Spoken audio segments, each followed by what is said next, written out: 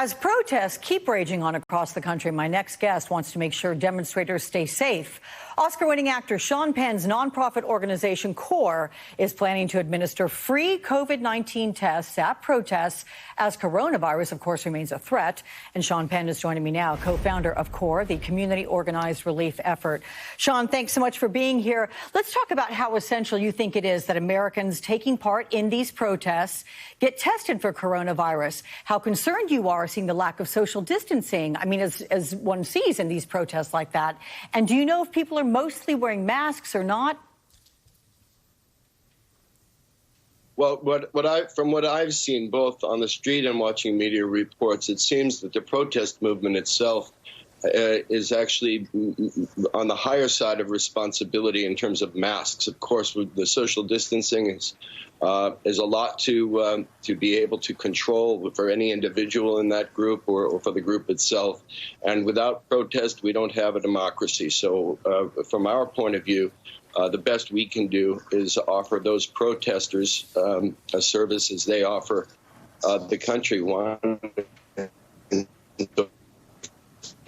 First pilot in Washington, D.C. Yesterday, testing about 650 with mobile testing protesters on the streets there, and we're starting to expand that part of what we do. The greater public, what I've seen is that people are confused. They're tired. They're fed up with a lot of things, and because there seems to be a big movement towards business as usual versus business in a new kind of responsibility. I don't think that when we go around to the stores that have opened, the restaurants that have opened, the parties that take place, I don't see the same responsibility to this pandemic that I'm seeing with protesters. Yeah. I know you remember when the pandemic first began, there was a lot of concern about people not being able to get the tests that they need, confusion about where to get them administered, whether the tests were appropriate and actually legitimate tests. Have you at CORE had any problems getting access to tests or experienced any difficulties when administering them? Well, it's always difficult because these are very expensive. In some of the cities we work, the city supply chain supports it.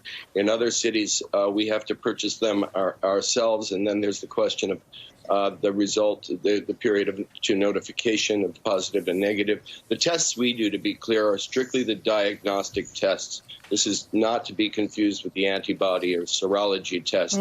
Those are the ones that are in the high question in terms of their efficacy. We have very, very good tests, and the access to them is certainly expanding. I don't think it's anywhere near where it needs to be. I think where we are now, we see the spikes going up currently, and because of the opening of businesses and so on. But we are aggressively doing it. We have the benefit of working with a state government in Governor Newsom's office and with Mayor Garcetti here, a leadership that is very committed to staying the course on testing while phasing reopening.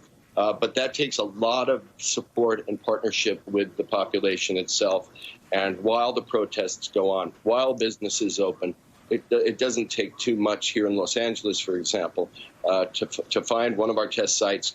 It's free, whether you're documented, undocumented, whether you have insurance or not. The tests are free.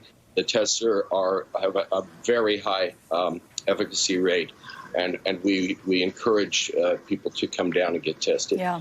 That's here. That's in Atlanta, where we have a site in about 6 other cities. You know, Sean, you've been an activist for years. Your work in Haiti and the Bahamas is admirable. But given your experience, seeing movements influence change, how do you view what's happening right now in this country around racial injustice? And do you think it's going to lead to real systemic change? The important part of this is, yes, I mean, for my opinion, which is not a unique one, I'm hearing it a lot, and I'm happy to hear it a lot, is that this is going to be a movement of real change. I am suspect of movements because sometimes I remember as a child born in 1960, the righteousness of the anti-war movement. I was skeptical of movements following that, where a lot of that same movement were the ones expressing the baby killer, awful kinds of things they were saying about young men who had fought overseas. I'm skeptical here also. People have a nature to be bandwagoning, and I worry about bandwagoning. I think we have to exercise a lot of critical thinking.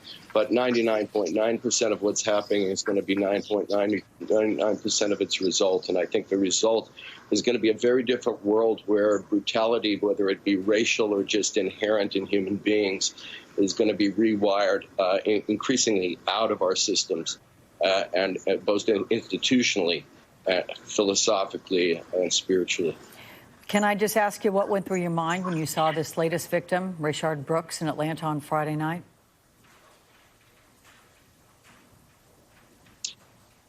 I'll tell you, I am not one to hold my tongue on much, but I do recognize this is an incredibly sensitive time, and I am so in support of the Black Lives Matter movement at large. But I don't know that my opinions on this particular event, horrible though it is, unnecessary though it is, are